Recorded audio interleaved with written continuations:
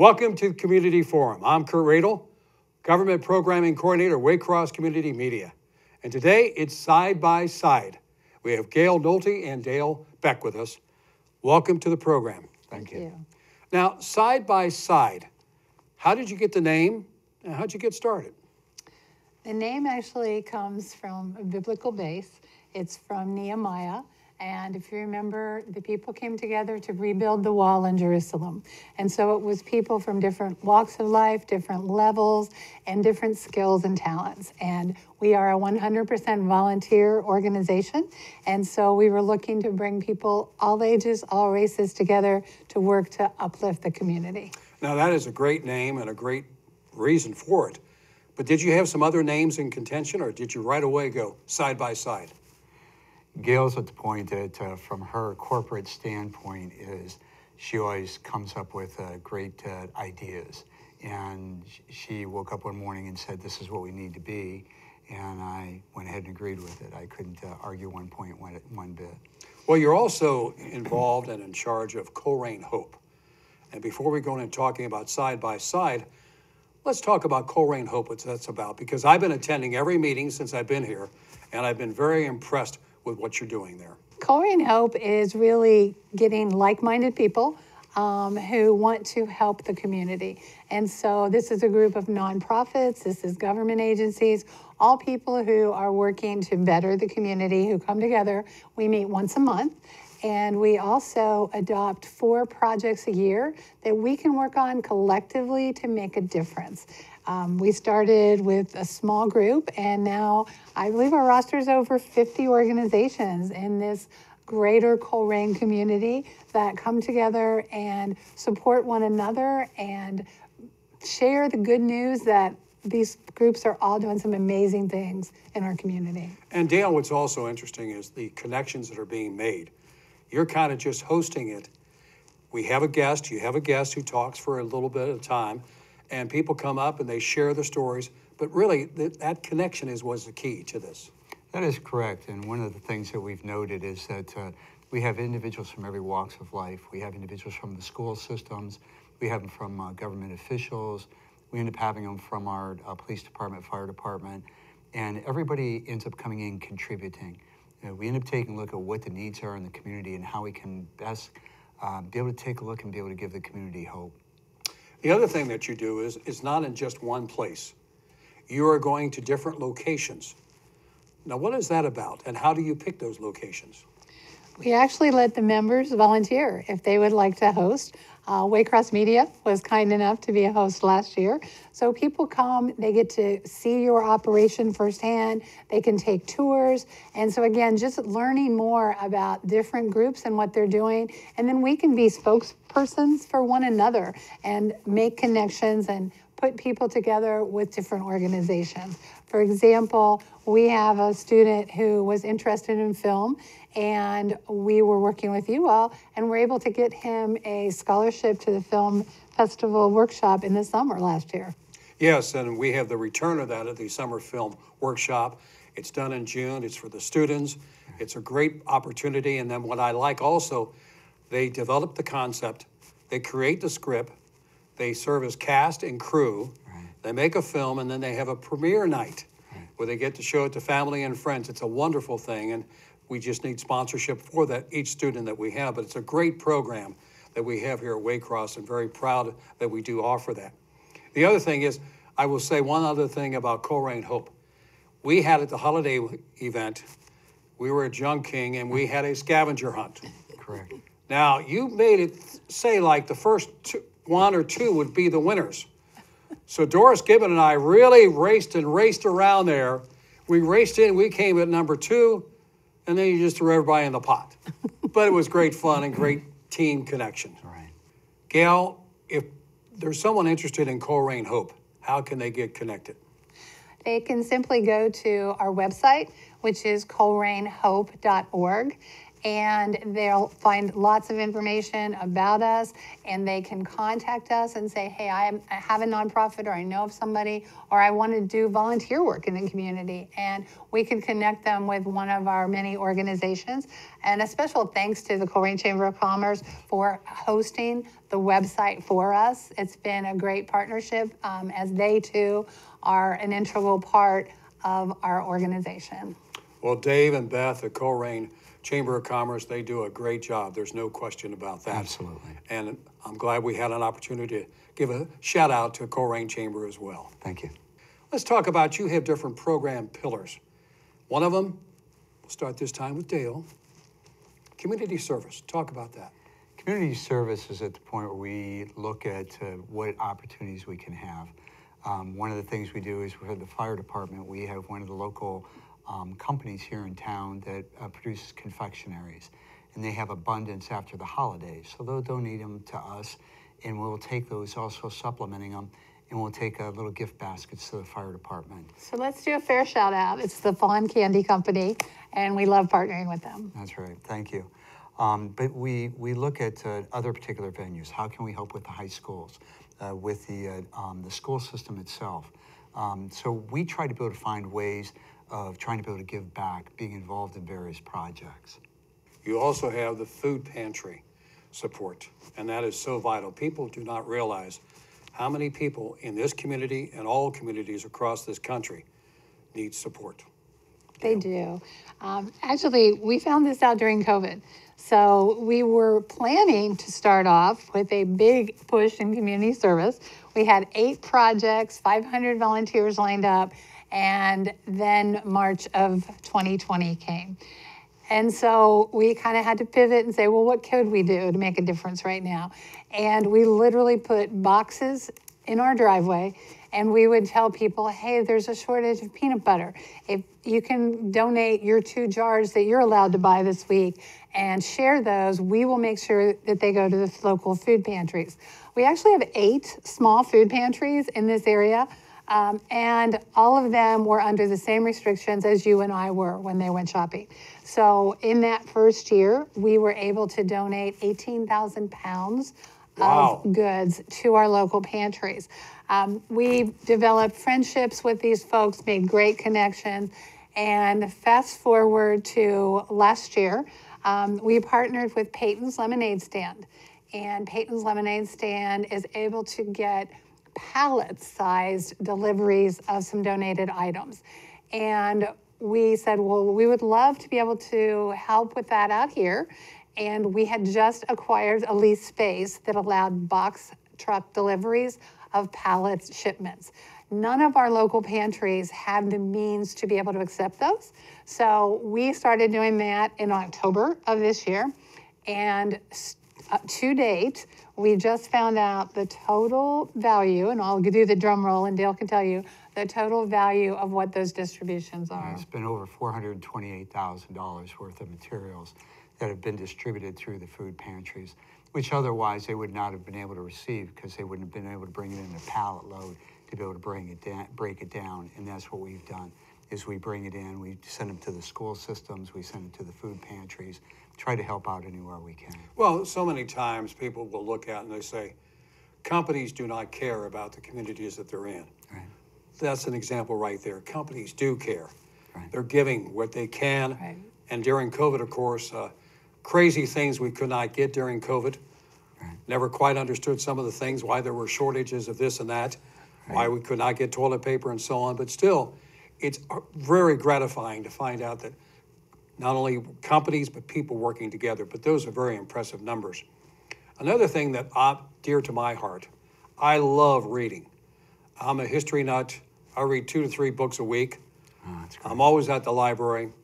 But you have a book program, and this is a program that's been very successful, Dale. Yes, Gail had stumbled upon this. We took a look at one of our warehouses through our parent organization for the nonprofit, which is Black Ministries. We ended up going to their warehouse to pick up some supplies, and we came across an area where there were pallets of these boxes.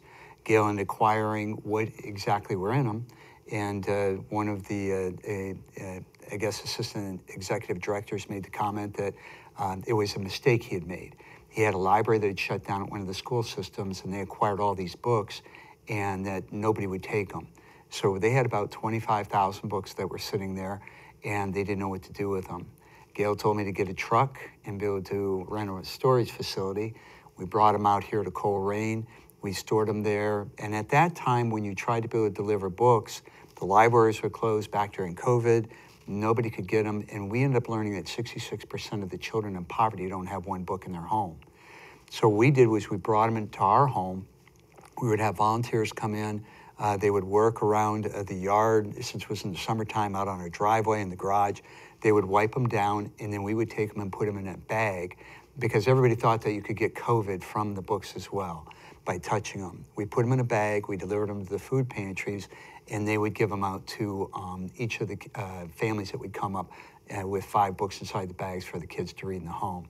So as today, we have now given over 250,000 books into the community, and we also have stewards who are volunteers of ours who manage 25 little free libraries in the community. They keep those stocked with books that kids can come up, adults can come up and take anytime. right. Well, let's keep it with kids. You have tutoring and mentoring. Let's talk about that. We do. We personally attend Crossroads Church, and they have a large push for tutoring and mentoring programs with kids. And we said, well, how about one out in our area? We worked with the school district, and we identified Taylor Elementary as one that could really use the program. At the time, Whiz Kids was operational in some of the schools, but not at Taylor Elementary. And it's in the heart of Northbrook, if you're not familiar with Taylor Elementary. And we started last year, and we took 30 children, and we had 30 volunteer tutors that worked with them one-on-one for over 20 weeks. And this year, we increased the program to 45. One of the bright, shining examples are the tutors aren't people always our age, Kurt. We actually have 21 high schoolers from Northwest and Coleraine High School who come after school. They spend time tutoring a student, and a lot of them then go to work. And the one thing that's been great about it is that we see these children that are in there as moldable ambassadors for the future. These are individuals that are hungry to be able to learn. And we just they need somebody to be able to spend a little bit extra time with them. They see the hope and the love that we can be able to transmit to them, and they just get so excited to be able to see us each week, and we just spend a lot of time with them. That's a wonderful program. Now, you have the diversion court through the Northwest Local School District. Correct. Tell us about that, Gail. So people probably aren't familiar with this one. I think the whole idea of diversion is a new concept in the social world, and people are understanding. So we really don't want kids with minor offenses to have to go to the Hamilton County Juvenile Detention Center. It's just not a good trajectory. They may have made a bad choice, a few bad choices, and if we can literally divert the path they're on, offer some alternatives, that's what we want to do. And so there is a hearing officer that meets out here in Coleraine at the Township Building once a week, and students from any of the Northwest Local District schools can come, and they can have their case heard with their parents and with staff from the school, and then the hearing officer makes a decision about what are the next steps. And what we've been able to fill is that gap when they say, I want them to have tutoring, I want them to have community service hours, I want them to work in an art program in the community. So we offer some directly, we partner with others. We've partnered with the Y, and they've been great in terms of offering a couple of these students passes after school to help, again, change the life right now when it makes a difference and not go any further down the path. And once students have done their hours, sometimes they continue to stay connected with us, and we're able to offer them other volunteer opportunities. And so it changes from something they were sentenced to do to something now they want to do. Well, what I feel happens there is, as you say, you want to put them back on the right path. But in addition to that, I think a lot of times these young people who've gone astray a bit are looking for direction. Right. They're looking for guidance. And that's what this program is providing.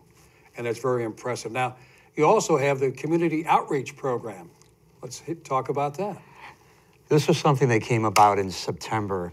We had been looking for a space in the Coleraine area for about the past 2 years, a location where we could be able to have a safe venue for individuals to be able to come, to be able to enjoy themselves, to have some free time. And so we had the opportunity to be able to find a location which we can take from a warehouse space to be able to convert it almost into an office setting, but a relaxed office setting. Someplace where we could end up having foosball, air hockey, a PlayStation, as well as Nintendo Switch. But a location where the students could be able to come in, be able to spend some time together with a supervised adult, and just to be able to let them know that we care. Of course, within the Coleraine area, we have lost the movie theater, we lost the bowling alley, and there's not really any location for the students to be able to go. So what we've been trying to do is find a place that students could be able to call home. And through that, we take a look at what other opportunities we can offer them, be able to listen to what their needs are. Are they entrepreneurs? Are they individuals that would want to be able to start up their own company? And we just become excited to be able to hear their thought process and try to be able to help them to be able to find their footing as they manage to be able to work throughout. I would imagine a lot of those students are very creative and really they don't quite know what their path is going to be. Right. But they've got some ideas of what they want to be. Now, are you a good foosball player, or what are you, Dale? I would just say that I am good to just be able to hang with them, as they would say. You hang with them. Yeah, Gail's probably better, but and probably so. Much better. She's a competitive one. Well, you also encourage more people to get involved on going to one-time events or whatever else. Let's talk about that. Yes, as I said, we're 100% volunteer. So if you tell us you want to volunteer and you tell us the kinds of things you're interested in, we can find ways to plug you in. We do have the youth group from Beck Church coming. We have the youth group from White Oak Christian Church coming. We have St. James youth group. So we have lots of different youth groups that want to do service, and we offer event type things for them. Then we also have people who just want to volunteer in the community. So we have people who have helped with the teens in the diversion program. We have people helping with the tutoring program. We have people coming and helping breaking down the pallets and getting those organized. So whatever your skill set, whatever your passion, again, back to our founding, side by side, people with different skills, different abilities, we can find something for you to do that you can help make a difference. Well, you also not only talk about the skill set, you also talk about the ages. I love it. You say 3 to 103. You didn't cap it at my age. You went above that, and I certainly appreciate that, Gail and Dale. You're welcome. But you do. I mean, this is something that families can also get involved with side by side. Let's talk about that. Yes, we actually, Elizabeth Gehring is one of the first moms that reached out to me, and her little one was in her arms when she first started volunteering with us. And now that one is walking and helping sort books and do things. So she would bring her entire family and they would volunteer. And just a thank you to Northwest Community Church. They actually have given us the space for our book program. So we have a classroom of theirs there, and we have thousands of books that line the shelves, and we process those books and get those out into the community. One of our big recipients is Head Start, and we get books into Head Start and early Head Start programs. But when a family comes and realizes that they can help pack books up and they can help somebody else read, and anybody who comes and volunteers, we always encourage them, take a book home with you that you like. And the interesting thing about it is that when the children come through, as well as the adults, and they start walking through the aisles, and they take a look at the books, they will pull something out and they'll recognize and be able to make the statement saying, I remember this when I was a child. Or you'll end up hearing football players that will end up picking something out who you wouldn't even think of that they would be looking at a book, and then suddenly they'll be discussing things. We had a group of football players that helped us out, and we received a host of books that came in, and there was a huge collection of the Golden Girls cookbook. And they came up and said, can we take this home with us? Because they were learning to cook. So it was a very exciting moment to be able to see that they were engaged in it as well. One final thing that I did want to cover is, even though it's a volunteer organization, you still need funds. Now, how are you funded? We are funded through donors who want to give to us. We have some grants that have been given to us, and we recently concluded a successful first time ever Giving Tuesday matching fund. So we hustle to get some money when we need to, and up until now, we've never had a monthly rent. So now to be able to have the hub where the teens and community events can be held, we do have a rent to pay. So we do ask if people feel so inclined, we would love to accept your donation and put it to good use. Go straight to your Facebook page, or is that the best way to connect with you? They can go to Facebook to learn more about what we do, which is Side by Side CINCI, so you run it all together. You can also go to oneblock, it's a BLOC.org/side-by-side. And you can donate there, learn more about us. You can also sign up if you have an interest in volunteering at that site. And again, 100% volunteer organization. It is a wonderful organization. I'm so happy that I'm connected, going through the Colerain Hope, and by having both of you today, Gail Nolte and Dale Beck.